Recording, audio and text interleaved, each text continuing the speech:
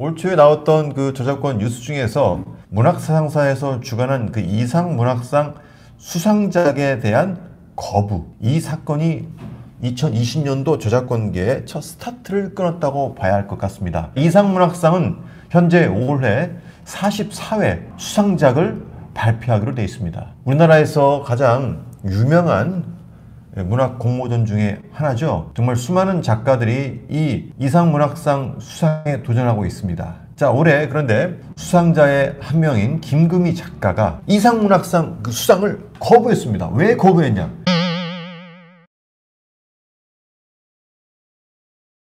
이 문학사상사에서 김금희 작가를 우수상 수상자로 선정을 하고 이에 대한 계약서를 보내주는데 그 계약서의 내용을 보니까 저작권 양도를 3년간 한다. 그리고 그 저작권 양도를 3년간 하고 나서 끝나고 나서도 수상자가 자신의 명의로, 자신의 이름으로 단독 책을 다른 출판사에서 낼 경우 이 이상문학상 수상작 이 표제, 제목을 가지고 별도의 책을 낼 수가 없다라고 계약서에 그 내용이 써 있었던 겁니다. 자, 그 내용은 뭐냐? 그러니까 출판사가 이 책을 이상문학상, 이 문학사상사가 책을 단독으로 출판을 하고 나서 계약 기간이 끝나고 다른 출판사에서 이 이상문학상 을 해가지고 책을 낼 수 없다 이거예요. 사실상 내지 말라는 얘기입니다. 사실상 출판권에 대한 권리를 문학사상사에서 행사하겠다는 거예요. 자, 그런데 언론에는 이게 마치 김금희 작가의 모든 이 지금 이 수상작, 이상문학상 그 수상작에 대한 모든 저작권을 다 가져가는 쪽으로 해서 출판사가 3년간 소유한다라고 이렇게 알려졌는데 사실 계약서 내용을 보면 말이죠. 근데 이 계약서 내용은 김금희 작가가 CBS 김현정 뉴스쇼하고 인터뷰를 했을 때 그 CBS 김현정 뉴스쇼에서 인터넷에 저작권에 해당한 부분을 일부 공개했습니다. 저도 그것을 보고 이야기를 하는 거예요. 자, 그런데 중요한 것은 언론에서는 이 언론이 조금 이 부분에 대해서 구분해서 보도를 했어야 되는데 아쉬운 점이 하나 있습니다. 뭐가 아쉽냐? 언론이 마치 김금희 작가의 모든 저작권을 출판사가 가져간다는 그런 뉘앙스로 해서 보도를 해버린 거예요. 그리고 그거에 대한 정확한 사실 확인 없이 다른 언론도 그걸 받아쓰게 하는 겁니다.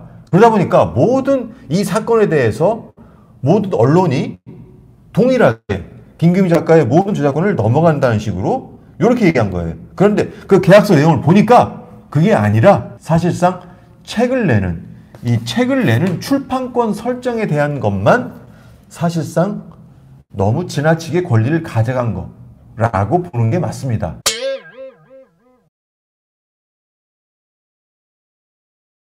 자, 어쨌든 이게 출판권이든 저작권이든 작가 입장에서, 권리자 입장에서는 당연히 기분이 나쁠 수밖에 없고 황당한 계약이라고 생각할 수밖에 없습니다. 김금희 작가는 이거는 옳지 않은 출판사의 방법이다. 그래서 이 부분에 대해서 대외적으로 이제 자기의 그 SNS 통해서 항의를 한 거죠. 자, 이 사실이 많이 알려지면서 과연 이 문학사상사가 그런 의도를 가지고 있냐 아니냐 이거에 대해서 많이 이슈가 됐던 건데 출판사, 문학사상사에 직접 전화를 해서 확인해봤습니다. 그 출판사에서 말하기를 그럴 의도는 전혀 없다.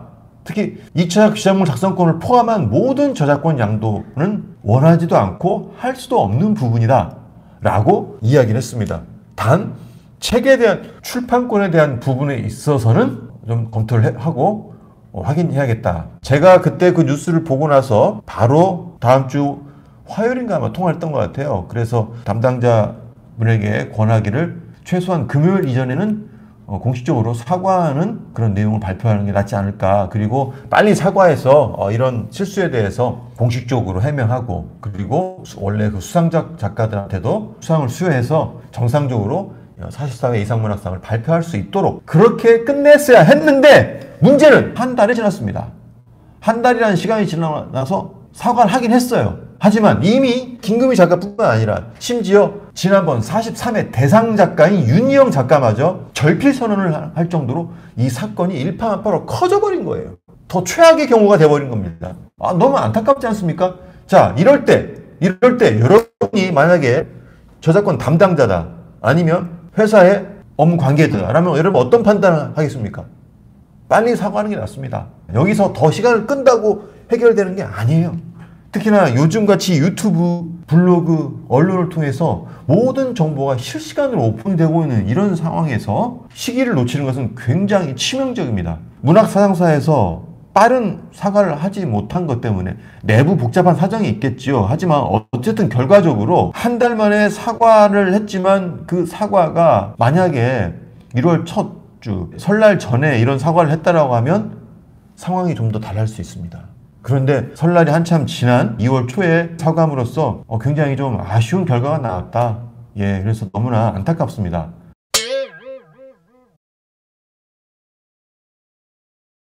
여기서 중요한 포인트는 저작권 양도가 되기 위해서는 2차적 저작물 작성권을 포함한 모든 콘텐츠, 모든 권리가, 여기서 말하는 모든 권리라고 하는 것은 저작 재산권을 말하는 거예요. 그러니까 실제로 돈을, 경제적 가치가 있는 법에서 정한 그런 활용도가 가능한 부분에 대해서 2차적 저작물 작성권을 포함한 모든 권리가 넘어가는 쪽으로 해서 계약에 사인을 해야 되는데, 그런 계약을 출판사에서 요구하지는 않았다. 하지만 작가 입장에서는 설령 이게 그 전체 권리 중에 한 파트인 출판권이라 할지라도 어쨌든 기본적인 자신의 저작권자로서의 권리 행사를 사실상 영구적으로 제한하는 것에 대해서는 분명히 반기를 둘 수밖에 없고, 그것 때문에 수상을 거부한 것은 충분히 공감할 만한 내용이다. 그래서 더욱더 출판사가 빨리 사과를 하고 이거에 대해서 해결해 봐야 되는데, 그런데 출판사가 사과한다고 해결하는 과정에서 출판권 설정을 1년으로만 한 거예요. 1년으로만. 시간이 지나다 보니까 결국은 1년으로 이렇게 한 것 같습니다. 정상적으로 했다고 하면 3년이면 충분한데 무려 1년으로까지 줄여버린 거죠.